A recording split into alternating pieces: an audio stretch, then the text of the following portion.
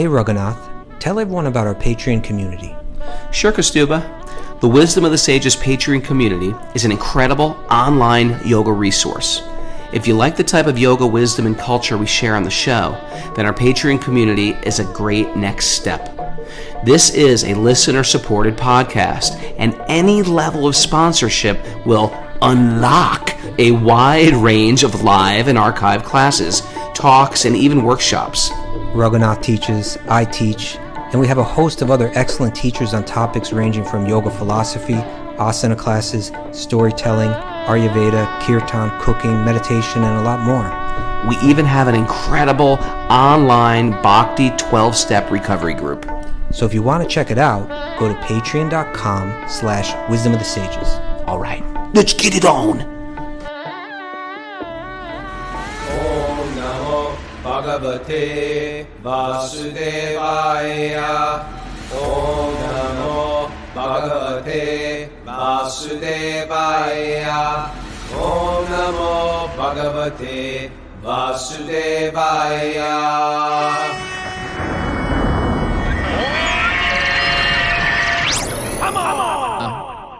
Live from Shama Ashram in Cali, Colombia.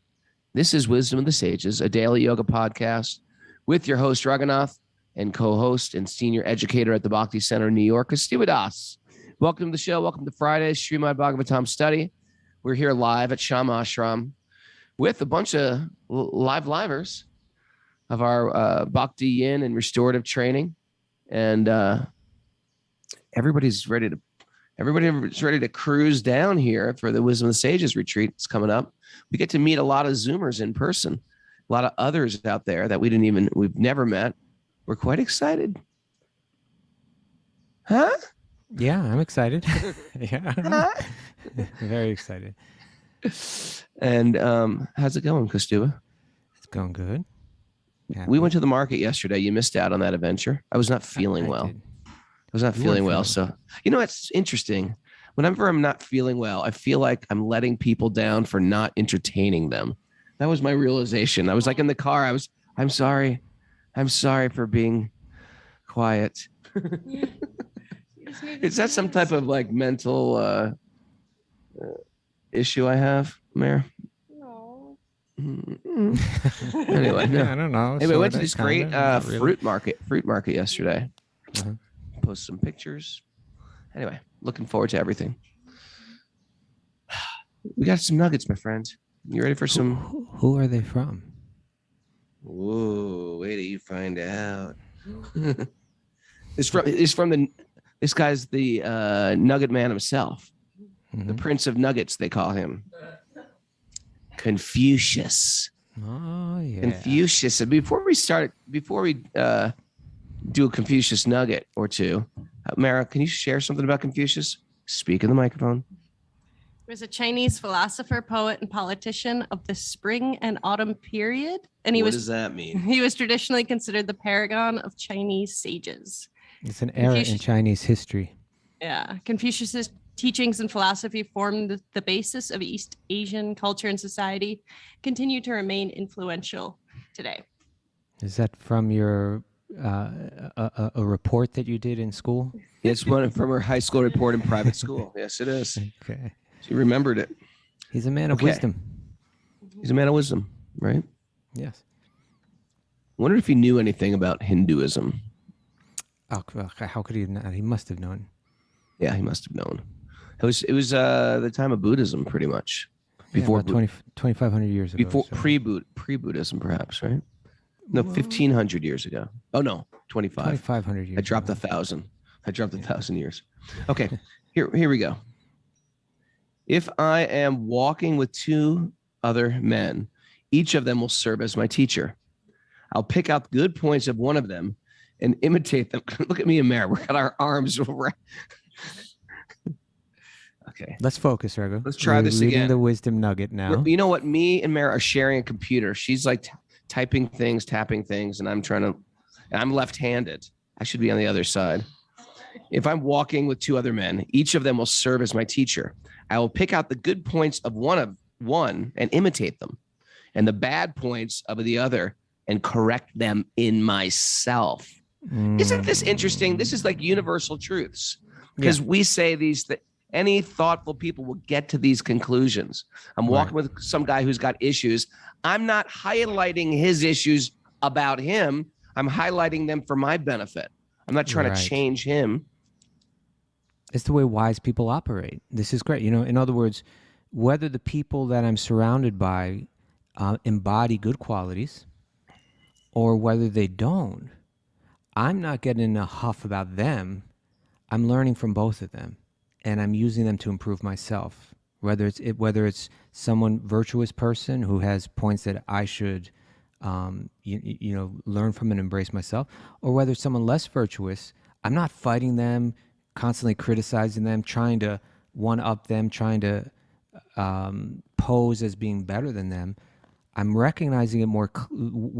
I'm recognizing the quality within them that's negative, and then I'm looking forward within myself and trying to improve it. Working within one's circle of influence. Haven't we created such a nasty culture where we're just finding faults in other people and broadcasting it to the world? This is what they're doing wrong, and this is what I hate in this person, and then everybody jumps in on them. Yeah, they are jerks, and take these people down. It's such a classless, lack of wisdom culture that is like running on autopilot right now. Yeah. Confucius wasn't living there. He was a wise person, right? Yeah. Okay. What else does he say? Here's one.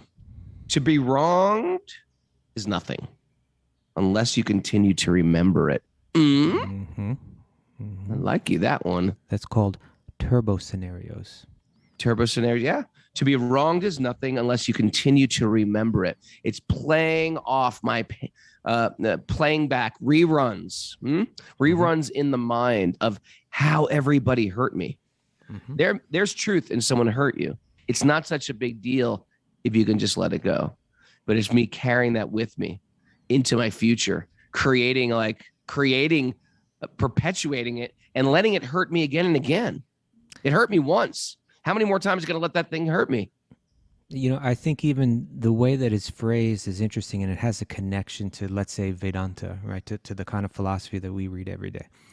To be wronged is nothing, right? Because what is it? Someone said something, right? Like they put out a vibration through the ether that existed for a moment and disappeared forever. Even if it landed in someone's mind and became a thought or a memory, even that is temporary and disappears and is gone forever. It's in the deeper philosophical sense, it's actually nothing, right? It's just an illusion that blows by for a moment and disappears forever. It's not real. We're giving it so much substance. Yes, right. Good point. A good nugget of wisdom. One more nugget from the man, Confucius. If you expect great things of yourself and demand little of others, you'll keep resentment far away. Read that again. Expect great things. It's like people write that on those Instagram posts. Read that again. Don't tell me to read that again. Instagram post. Sorry. Read that again.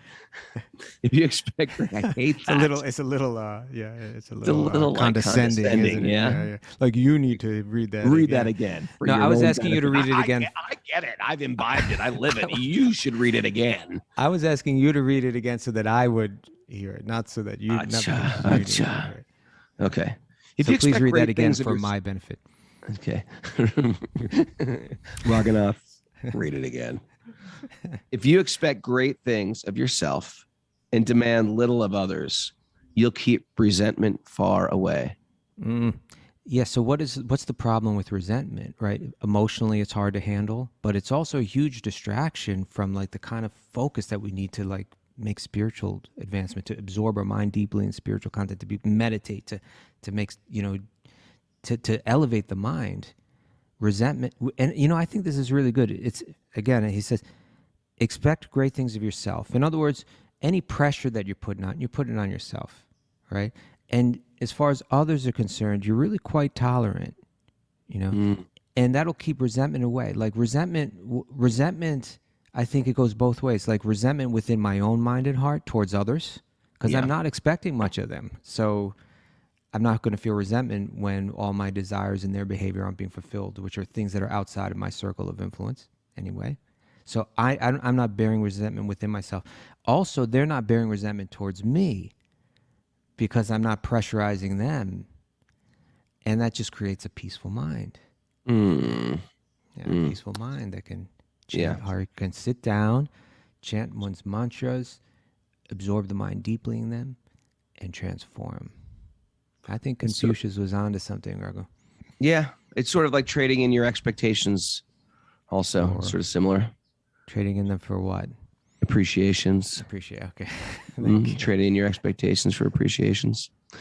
All right. Well, that's pretty good. What do you say we make it Confucius week? Okay, we can come back with some more. Got a lot of Confucius wise tomorrow. things to say. Yeah. I need some more wise.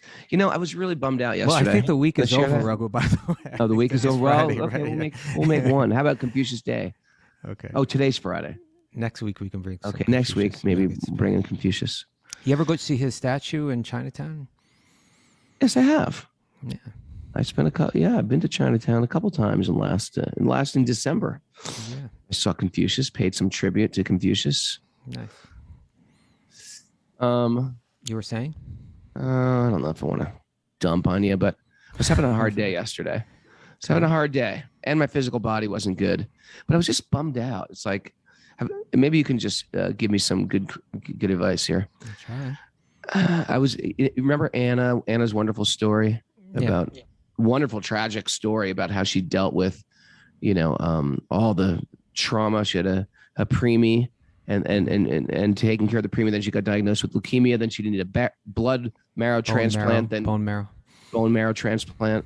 And then husband. what else? Husband left her. Then she got COVID. Then her lungs collapsed. Business collapsed. And like the whole time she was just like, Hare Krishna, like through the whole thing. And I was like, yeah. And I was like, jealous. Yes. I was jealous yesterday. I was like, why do I get so bent? I got really bent out of shape just because I'm going through all this stuff right You're now. going through a lot too, Raghu. I'm going through a lot, man, but I'm not going through blood marrow or leukemia or preemie or any of the thing like that. And I just feel like after hearing her story, I was like, I have no right to complain about anything. And all day yesterday, I was just like sitting in complaints. And I just feel like, why, after all this, imbibing all this stuff, do I still live in a world of, I'm going to take on all the worry myself as if I can change the outcome anyway? Well, it sounds to me, And that spiraled into like, what the hell is wrong with you? Into like some shame stuff. You seemed Well- pretty joyful at Kirtan last night. I was pretty joyful at Kirtan. Yeah. I was see? joyful. You know what? Kirtan brings it higher. That helps a lot, I will say. But I think what you're describing is kind of, it sounds to me like you're going through the process, like, you're actually doing the work. You're looking at your own mind and you're seeing what you don't appreciate in it. And by analyzing it, it's part of the process of letting it go. I think you're doing good, Raghu. Yeah. All right. Take that in. All right. I'd like to be a little bit more advanced at this point. How can that happen? Is there some superfood, Yes, there is. There is, Raghu. You know what it's Tell called? me. It's called the Prasad. Srimad Bhagavatam. It's called the Srimad Bhagavatam Bhagavatam. is our superfood Yeah. for the mind. Let's hit it. It's true though. That superfood, I was feeling all the stress. We got into that kirtan last night.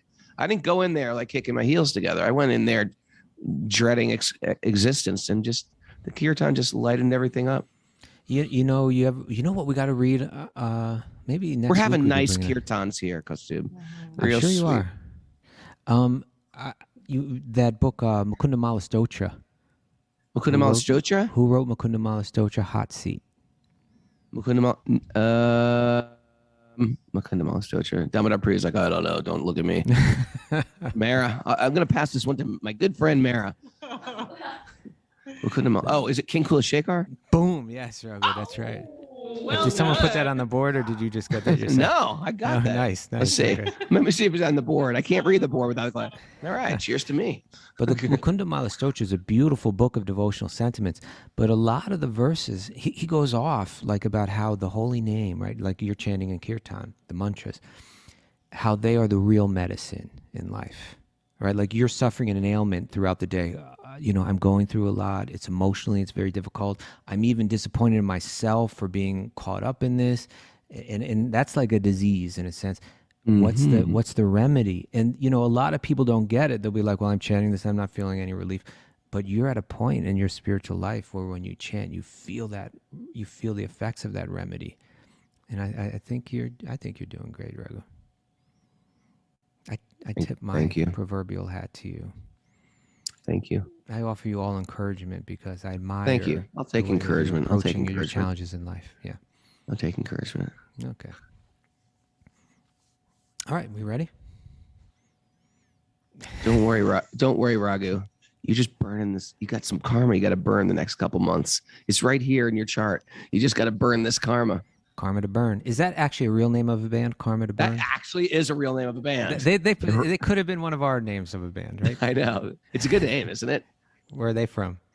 They're from like Virginia or something. They were like, Karma to Burn from Roanoke. Karma to Burn. It's a good name. I thought that's a good name, and I thought, it's another great name when you think about it. I don't know anything about the band. Third Eye Blind. I thought that's a very good name. Oh, yeah. Okay, you know what? I never Blind. even absorbed that, but it is pretty good. Absorb it, Raghu. Third Eye Blind. Yeah. Karma to Burn. Karma to Burn. Sega's band played with Karma to Burn. No kidding. What's Sega's band's name? I can't remember. Sega, put it on the board. Exacto? Were you in Exacto? Exacto. That's the band? Exacto? Yeah. Yes, he was in Exacto. Like Exacto Portugal. Knife? Portugal, like Exacto Knife, like straight edge band from Portugal. Exacto. Nice. Little play on words. I like it. Play on words. Okay. Oh wait, Karma to Burn are great, and it comes from a sleeve notes from Desire by Bob Dylan. Oh, you should know. Oh, that's interesting. Well, I stopped listening to Bob Dylan at a certain time, but yeah, that Desire, that was the one with you got to serve somebody. It might be the devil or it might be the Lord, but you got to serve somebody. That is a great. Desire's on that record? On I Slow think that Train song Coming? is on that record. Yeah, Slow Train On Coming. Desire. Maybe not. Oh, no, that's on Slow Train Coming. Forget it. Slow Train Coming is the one with. That's the one with that you got to serve somebody. Yeah, I made a mistake. Desire is another one. Gotcha. All right. Let's take this home now. Ready? Srimad Bhagavatam. Yeah. Narayanam namaskrityan naram chaiva narottamam devim saraswatim vyasam tato jayam mudirayet. Before reciting the Srimad Bhagavatam, which is our very means of conquest, one should offer respectful obeisances to the Supreme Lord Narayan, unto Narayan Rishi, the supermost human being, unto Mother Saraswati, the goddess of learning, unto Srila Vyasadeva, the author. Nasta prayesh vabhadreshu nityam bhagavat sevaya Bhagavati Uttamasloke Bhaktir Bhavati Naistiki. By regular attendance in classes on the Bhagavatam and by rendering service to the pure devotee, all that is troublesome to the heart will become eradicated, and loving service to the Supreme Lord, who is praised with transcendental songs, will be established as an irrevocable fact. Om Jnana Tamarandasya Jnananjana Shalakaya Chaksurun Meditam Yena Tasmai Shri Gurave Namaha. I was born in the darkness of ignorance, and my teachers are opening my eyes with the torchlight of knowledge. I offer my obeisances at their lotus feet. Reading from the Srimad Bhagavatam. You know what happened this morning, Kaustubha? You see, there it is. Boom. There's that squirrel. Right, you know what's interesting? Right when we're about to start. There's got to be a name for this type of squirrel. It's like the last moment squirrel or something like that. The last ditch effort. First of all, I was going to say Bunky led Mugalartik this morning. Oh, he sings great. He sings great. He led Mugalartik. That's exciting. The first time he ever led Mugalartik, that's like an exciting day. Did you forget the words? He did, of course. That's the only ones he said, but that's part of your first day leading Mugalartik. It's get over it's that like fear. being on. It's like transcendental Broadway. It's like you get that stage fright in front of the deities. Uh-huh. All right. Congratulations. That was what you needed to share? That was it? No, I needed to share something else. Okay, anyway, let's do this. All right. So where are we, Mara? Reading from Canto 4, Chapter 3, Text 11. Text 11. So what's happened now, just to recap, is that we read in the past few days about this conflict where Daksha insulted Shiva in this big public ceremony. Shiva, there's cursing, there's counter-cursing, back and forth, liberal conservative conflict. Shiva de-escalates the liberal conservative conflict by just walking away from it. And now time has passed, right? And we shift scenes over here. And now we're with Shiva and his wife, who is the daughter of Daksha. Her name is Sati. And Sati is noticing that there's a ceremony, there's a big event coming up, right? What we've renamed sacrifices as sacred ceremonies, right? So it won't Sacred ceremonies freak people out. Yeah, it's gonna. You know who it freaks out? Older devotees who are like, "You can't change Prabhupada's books." So you got to freak out someone. They're gonna get all over us for this one. One way or another, people are going to freak out. But, you know what? It's just true. People are going to freak out no matter what you do in this world, isn't it? That's right. Yeah. So we're going to just do it the way that we want to do it, feeling that it is consistent with what's trying to be communicated here. Yeah, that's what it is. We're trying to communicate it. Yeah. What's that? So there's a yeah. Okay. There's a sacred ceremony going on. There's a sacred ceremony going on. And Sati, she can see it's a ceremony going on at her father's home. And people are coming from all over. She can actually see them flying through the sky, right? Like in their special vimanas and their special airplanes that they had in those days. Not like the jet airplanes that we have today. Some kind of beautiful, graceful vehicles. They're floating through the sky. They're not made of aluminum or what do they make jets out of? I guess aluminum. Aluminum. Yeah, they make them. They're made out of subtle elements. They have these horrible engines, right? They're just like really incredibly loud. Noise. And yeah. Remember Joe Rogan was asking about the Vimanas? He's into all that stuff, you know. He's into all that stuff. He's into. You skip the Vimanas and go to Krishna. Yeah, right. Get more. Let's go to Krishna. Soma. Let's talk about less Soma, more Krishna. He talks about Soma a lot. Yeah. He's into drugs, right? That's his thing. He's like, well, truthfully, I think he's into God. He's waiting to meet the person that can really change his heart. I think you got him going. He said Hare Krishna at the end of the thing. You got him started. Maybe I get some points for that in the bigger picture when I'm trying to get back to God. And they're like, wait, I was like, wait a second. I made Joe Rogan say Hare Krishna.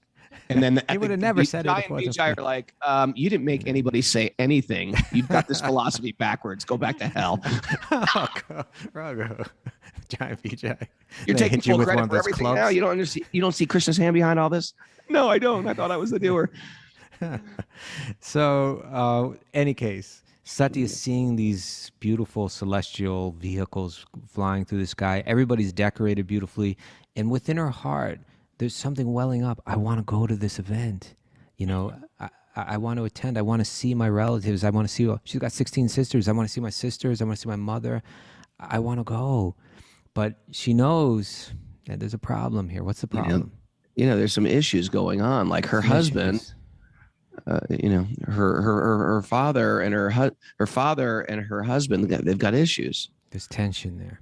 It's really like, it's like a family party. It's like a family reunion or something, but there's some tension with like two of the heads of the households, and something's going to go down. Well, and does it go down? And Shiva goes down. He's actually not got a problem. Shiva's just like, I'm okay, but he's like, and it's going to come out here. He's going to give warnings that if you go, it's not going to end well, because Daksha he hasn't let go of his turbo scenarios. He's bearing all kinds of hostility. Unwarranted hostility towards Shiva. And so let's hear what happens. Text 11. This manifested cosmos is a wonderful creation of the interaction of the three gunas, or the external energy of the Supreme Lord. This truth is fully known to you, yet I am but a poor woman, and as you know, I am not conversant with the truth. Therefore, I wish to see my birthplace once more. Oh, never born. Hold.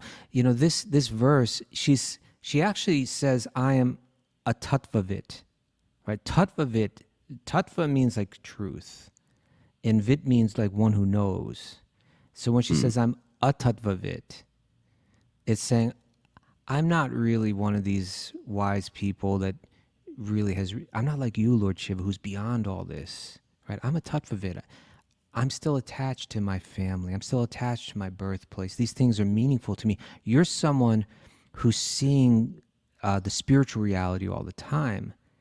So you recognize these things as temporary. She said this manifest cosmos is a wonderful creation of the interaction of the three modes of material nature, or the external energy of the Supreme. Actually, the way she's speaking is she actually is tattvavit, right? Yeah. Like she knows, and we're going to see that she's a very advanced yogini. By the way, when she decides to commit suicide, she doesn't go for a gun or for pills or jump off a cliff.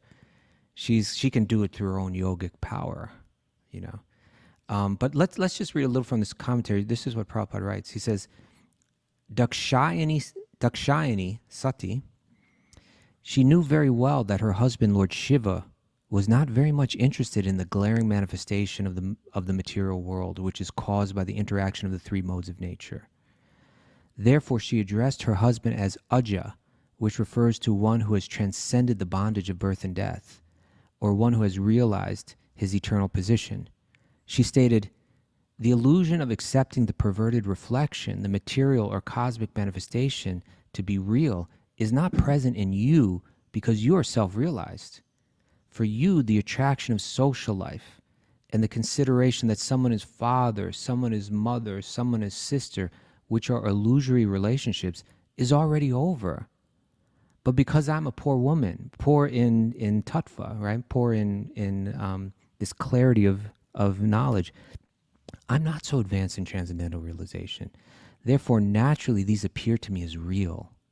And then Prabhupada, that's Prabhupada's kind of like paraphrasing of what she's saying. And then Prabhupada says, only less intelligent persons accept this perverted reflection of the spiritual world to be real. Those who are under the spell of the external energy accept this manifestation to be fact, whereas those who are advanced in spiritual realization know that it is illusion. Actual reality is elsewhere in the spiritual world. It's something very deep. It's something to understand this. Shiva's there. He's manifesting this kind of realization all the time. And she's saying, I'm still kind of like more grounded in this world. You're in the other world already. Even though you're sitting here, your consciousness is entirely otherworldly, but I'm not. I still want to see my mother. I still want to see my sisters. I still have those kind of attachments or desires in me. Yeah.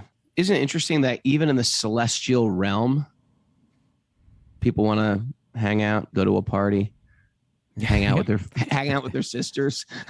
Yeah, the celestial realm. It's not just like a thing going on in Earth. This is happening in higher planets. And in some senses, it's even though these people are more elevated in many ways, because the atmosphere there is so much more beautiful and so much more attractive. It's hard to break that illusion. So you can imagine when you walk in, just like, people, if they put on an event here, they try to decorate well, and then there's nice music and there's nice food and everybody's dressed nice. And when you walk into that atmosphere, you kind of feel good, like, oh, this is what life should be like. Everything's nice. You know what? I tell you, event planning, that's like a whole thing right now. An event planner. Amara knows all about event planning. It's like, we've been doing, event planning has been going on, and this is thousands of years, event planning. It's like business as usual. But imagine how, if we can create like pleasant and attractive atmospheres on this planet, imagine what it's like in the heavenly planets. Oh man. Yeah, we were in the market yesterday, just seeing the flowers. Oh yeah. The flowers in Colombia are so breathtaking. In the flower market, I was thinking, man, imagine the heavenly planets, what they've got growing there. Mm-hmm. Things we can't even imagine. Flower. And it's one of these things, like if you grew up in the United States and you've never been to the tropics, you can't even imagine the flowers and the fruits. Yeah. And the fruits that are growing. You'd be like, no, I don't believe it. No, there's this fruit that you open it up and it looks like caviar, but it's not. It's delicious and it's not caviar. We've been slurping grenadilla and passion fruits all week. Delicious. Yeah. That's how you eat them. It's gloppy. It's like a little gloppy. I bought a fresh cacao yesterday too. Okay. Some guayabas, some guayaba candy, and what else did I get? Dulce de leche. Mangosteens. Oh, What's that mangostina. other part? Gugu. Okay, Chili let's bring mota? it back. This is a squirrel. Bring it back. Sorry. Yeah. Oh, It's guayabas. text number 12. Alien brains. Sati speaking to Shiva. Oh, never born. Right? Oh, never born. Oh, blue-throated one. Mara, why does he have a blue throat? Why does Lord Shiva have a blue throat? Hot seat, Mara. He drank the poison that came out of the ocean of milk. And Yeah. Neil Cunt. Oh, I was going to just hit you with that. I was just going to hit you. What is the name? Ooh, Mara. Yeah. It's got a blue throat. Neil Cunt. Right? The neck, the blue neck. That's why these are called Kantimalas. Oh, best of the oh, never born, a blue-throated one. Not only my relatives, but also other ladies dressed in nice clothes and decorated with ornaments are going there with their husbands and friends. Just see how their flocks of white airplanes, have made the entire sky very beautiful. Well, maybe their airplanes look more like bird-like. Yeah, they do. They call them a flock. Ours, everything that we do is so clunky and it's crude. And we think it's advanced, but it's crude. No, you go to the airport, it's like there's noises, the smells behind. The air is bad. The air. These are like, sometimes they're described as flower airplanes. Mm-hmm. Yes, they are. That's how I want to go home, on the flower airplane. Right. It's okay. It's flocks of white airplanes have made the entire sky very beautiful. Yeah. That's 13. Oh, best of the demigods. How can the body of a daughter remain undisturbed when she hears that some festive event is taking place in her father's house? Even though you may be considering that I have not been invited, there is no harm if one goes to the house of one's friends, husband, spiritual master, or father without invitation. She's like, okay, we weren't invited, but I just want to go. And I'm his daughter anyway. Just big deal. Yeah. She was smart, though. Oh, immortal Shiva. Well, he knows that stuff's going to go down. Oh, yeah, stuff's going to go down if she goes. So he's not saying anything. Sounds almost like she knows it's a danger, but she's kind of convincing herself. It sounds a little bit like that, Yeah, yeah. Imagine how grave Shiva was when just sitting hearing all this. Picture him, Yeah, he's just giving all. He's patiently letting her share it all. Sitting in meditation. Yeah. Oh, immortal Shiva, please be kind towards me and fulfill my desires. You've accepted me as half your body, right? Your wife. Mm-hmm. Therefore, please show kindness towards me and accept my request. Okay. The great sage Maitreya said, so this is the narrator, Lord Shiva, the deliverer of Hill Kailash, right? That's just Mount Kailash. That's where he lives. Having thus been addressed by his dear wife, replied smilingly, although at the same time he remembered the malicious, heart-piercing speeches delivered by Daksha before the guardians of universal affairs. He's so sweet, right? Like, you're telling me you want to go to the home of this person that just has all these horrible things to say about me. And, he hears it out and he gives a little smile, but now he'll share his advice. Flock of seagulls. Flock of seagulls. 16. The great Lord replied, my dear beautiful wife, you have said that one may go to a friend's house without being invited. And this is true, provided such a friend does not find fault with the guest because of bodily identification and thereby become angry towards him. See, there's a little bit more to it, right? That's what you're saying is true, but right? Really, although the 6 qualities, education, the 6 qualities, I love how, what do you call that? Taxonomy? It is filled with taxonomy. Those 6 qualities, education, austerity, wealth, beauty, youth, and heritage, are for the highly elevated. One who is proud of possessing them becomes blind. And thus he loses his good sense and cannot appreciate the glories of great personalities. Wait, come back, Mara. I think that I'm just analyzing the 6 qualities. Education. So these are opulences people have. Austerity, wealth, beauty, youth, heritage, like your family from a good family or something, are highly elevated or are for the highly elevated. One who is proud, they become blind and they lose their good sense and cannot appreciate the glories of great personalities. I think we should read this commentary because this is Okay, it's saying all right. Daksha, he has all these great qualities. There's no doubt about that. Nobody's questioning that. But It's the pride you spoil destroyed it it. all. You spoil it all with that pride. Yeah. One hear the little thing commentary. can spoil all the great things. Yep.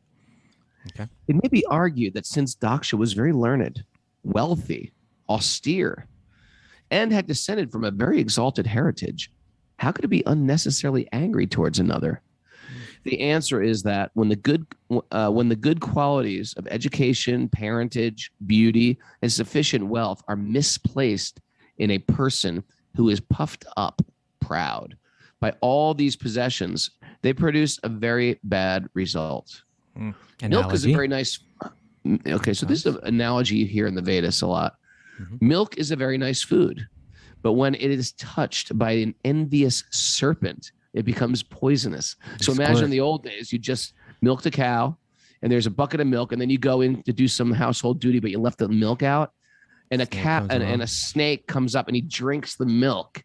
Then you feed the milk to your family and everybody dies. The snake just like squirts a little poison in it when it does Just squirts a little poison. They're always squirting their poison wherever they go. I like how they call them an envious serpent.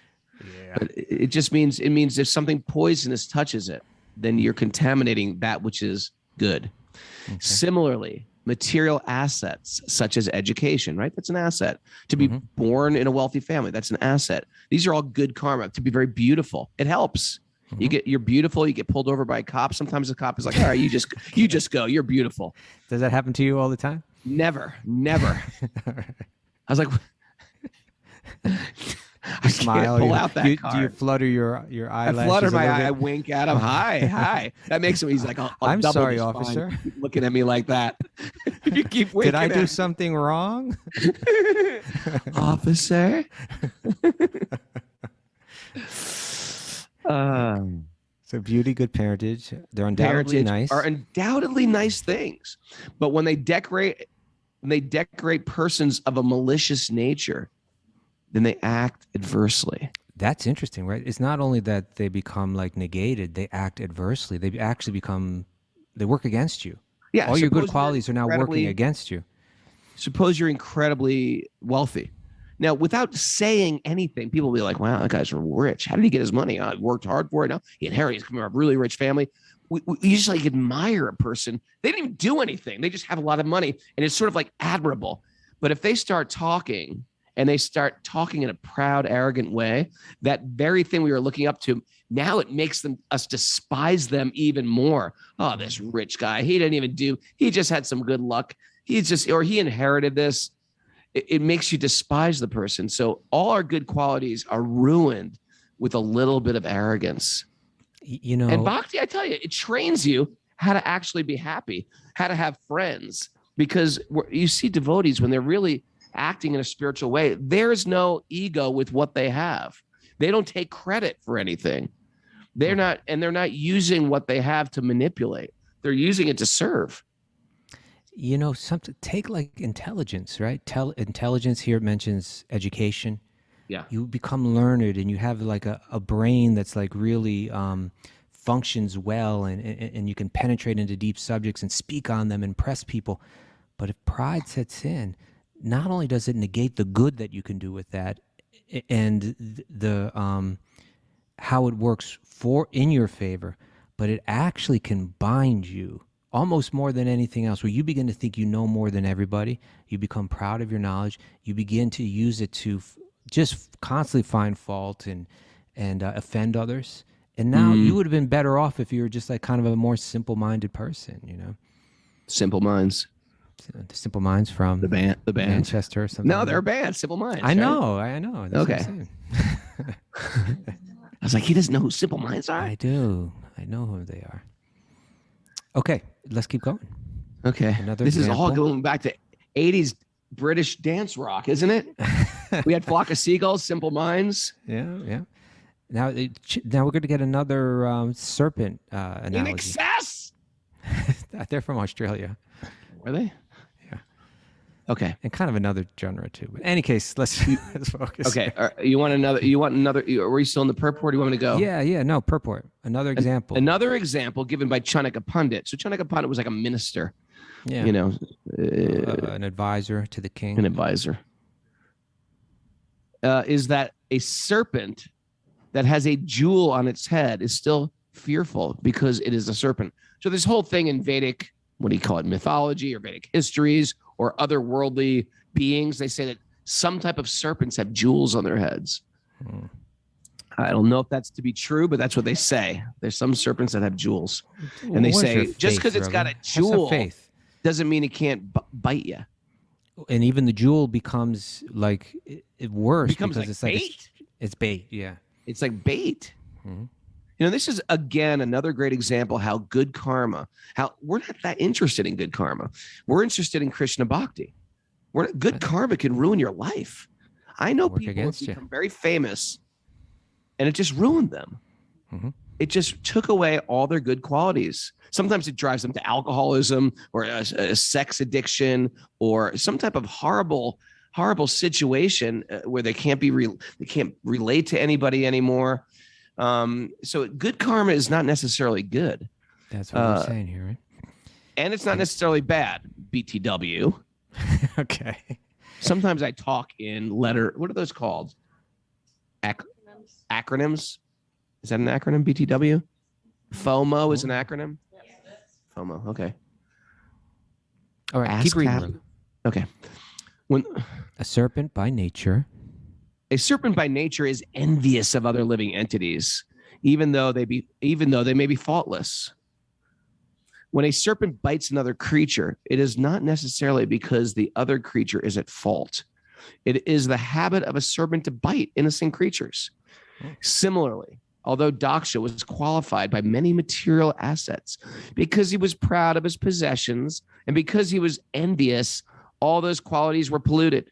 It is therefore sometimes detrimental for a person advancing in spiritual consciousness or Krishna consciousness to possess such material assets. Kunti Devi, while offering prayers to Krishna, so now it's going to go to another reference. This is Arjuna's mother. Kunti Devi, while offering prayers to Krishna, addressed him as a kinchana gochara, one who is easily approached by those who are bereft of all material acquisitions. Yep. Material exhaustion. I love that phrase, material exhaustion. Ever feel material exhaustion from exhausted? Yeah, I'm exhausted with material life. Material exhaustion is an advantage for advancement in Krishna consciousness. Although if one is conscious of his eternal relationship with the Supreme Personality of Godhead, one can utilize one's material assets, such as great learning and beauty and exalted ancestry, for the service of the Lord. Then such assets become glorious. I'm just thinking about this material exhaustion, Kaustubha. It's like to really fully be God conscious, you have to be 100% materially exhausted. And I think that's what everything happens in all these traumas that Draupadi goes through when she gets disrobed, or what who else? Queen Kunti goes through, the house of lack, these stories in the Mahabharata, even what Anna went through, or what Radhikesh the other day, the astrologer, went through. It's almost like the material world is stripping away all these things, but Krishna's using your karma to bring you to such a high place. You have to be exhausted with material. I own nothing. All I am is yours, Krishna. And in that material exhaustion, we can really connect. That is like the greatest yoga of them all. And sometimes Krishna, when he really loves you, when he likes you, he gives you some stuff. And when he loves you, he takes everything away. Yeah, I think that, the way that it works is like if we're ignoring God, then we're moving through the world that's ruled by karma, right? There's this law, and that law will materially exhaust us, right? Yeah. It'll like wear us down. This world will wear us down. But if we decide, you know what, I want to root out all my illusion. I want to root out all my material attachments. I want to root out all those lower qualities in me and be restored to my original nature. We work out, we take up the practice of bhakti yoga, and everything that we're doing is to try to do that work. But sometimes we need a little help. It's like we're moving along, and but Krishna says, "Let me help you," and he begins to wring that attachment out. He begins to wring that taste for material life out through exhausting us materially through some kind of struggles in life. And because we've been reading Bhagavatam every day, and because we've been, cultivating this insight, that when that struggle comes, we actually welcome that even though it's like painful and exhausting, there's something washing over that experience that's kind of like, it's almost like, yes, go ahead, take it all away. I've had enough. Even though this is hard, I know that it's leading to this eternal reality, this eternal taste, and I give up. I surrender. That's what Anna was saying, right? She said, I experienced right at that moment of where her heart stopped. She said, all I was experiencing was this very profound feeling of surrender. That's imagine you're lying there on that hospital bed and you just got 4 broken ribs and your lungs don't work and everything's being ripped away. But if you've been cultivating it all along, even all these terrible material circumstances, you've let them all go and you just feel this sense of surrender. It's beautiful. I don't think I'm exhausted yet. I think Krishna has to my karma has to beat me down. You know how I know that? Yeah. Mara for my birthday. Guess what Mara's getting me for my birthday? I don't know. You think it might be, maybe a sacred book, maybe some prasad, maybe a garland from the deities. No, she's feeding into she knows my last material desire. She knows. Remember that episode we did where I was like, what is wrong with getting a stripe on your car? Remember that? You're going to paint a stripe on his car? A stripe. She's getting a stripe for my truck. That's what she's getting a truck. She knows that's your last desire. So just give it to him. Maybe once I get that desire fulfilled, I was like, yeah, it wasn't what I thought it was going to be. I thought I was going to be really cooler with my stripe. But the way that Krishna works is he'll give you the stripe, but it'll be like a pink polka dot stripe or something like that. Not that and then you'll be like, I got the stripe, but it didn't fulfill my inner needs. I just let it go.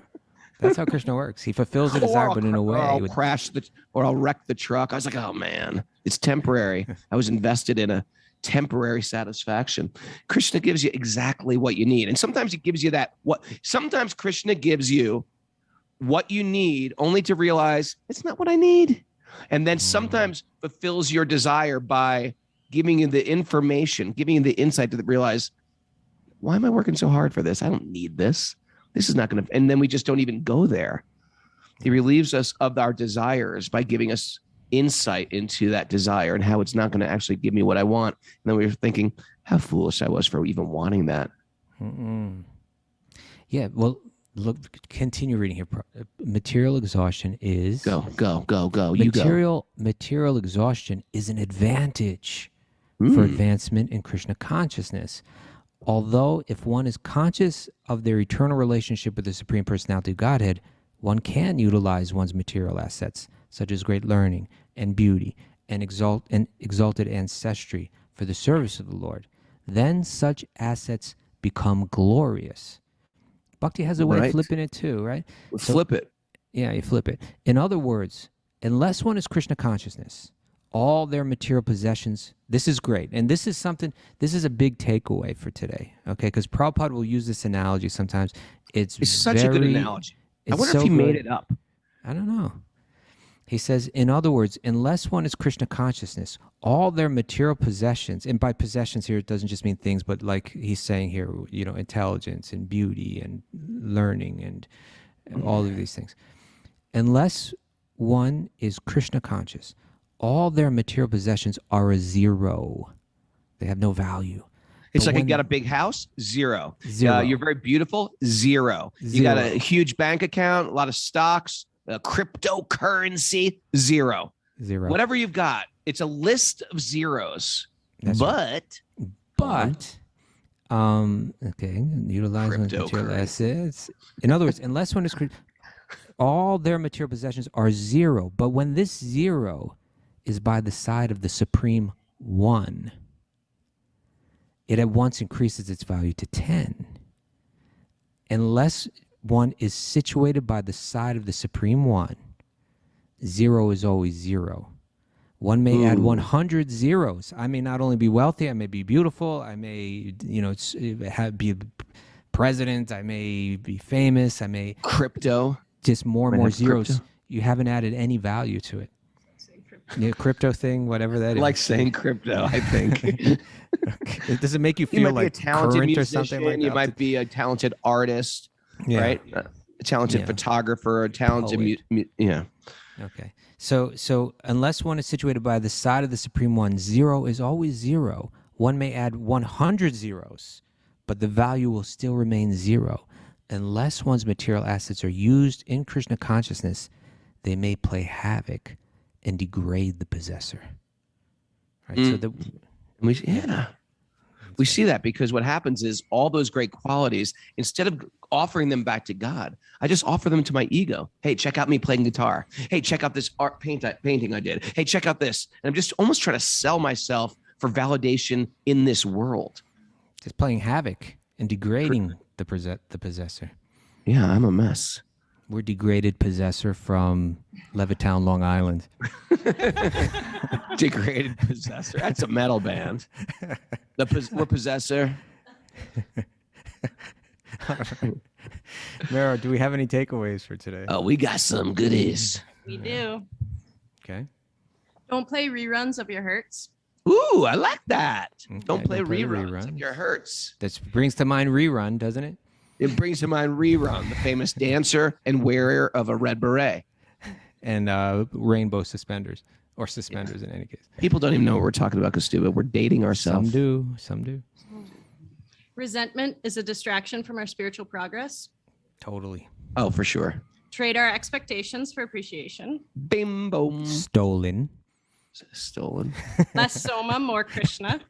Less Soma, more Krishna. Okay. Pride makes your third eye blind.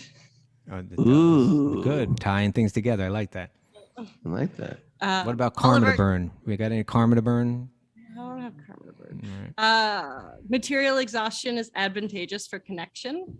Mm-hmm. Yeah. All of our good qualities are ruined by a little bit of arrogance. Sure are.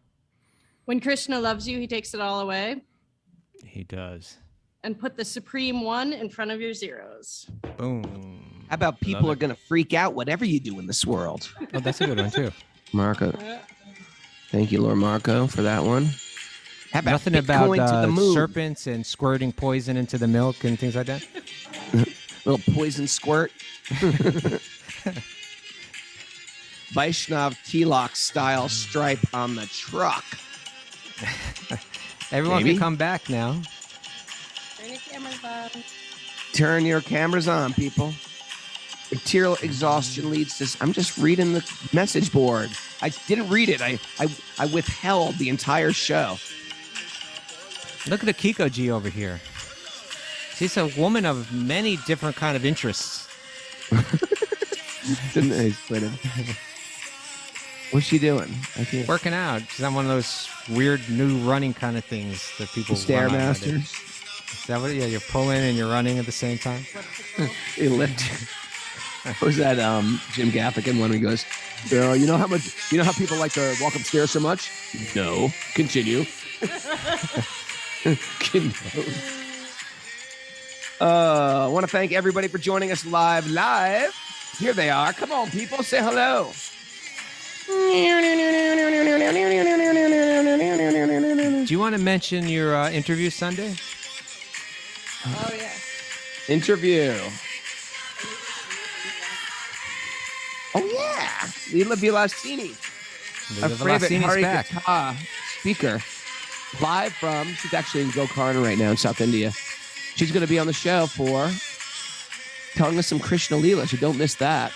That's Sunday. We're going to be at 8 o'clock Sunday and Saturday. Okay. Questions and answers day. Hey, if you got questions and answers, write them in to Mary. If you got answers, don't write your answers. If you got questions, write them into wisdomofthesages108@gmail.com for question day tomorrow. It's sleep-in Saturday. You can sleep until 8 o'clock tomorrow if you want to join us live. Hey, you want to join us live? You can do that. Just for all the others out there. Just write Mara Wisdom of the Sages 108 at gmail.com and you will get the secret codes to enter into our little club. Isn't it Tell a Friend Friday also?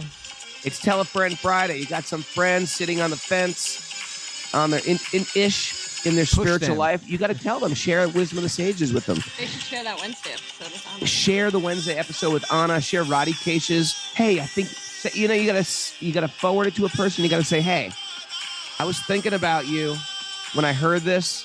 Give it a listen on your downtime. Here's Anna right now. Her 1 year and 2 day anniversary from Kirtan.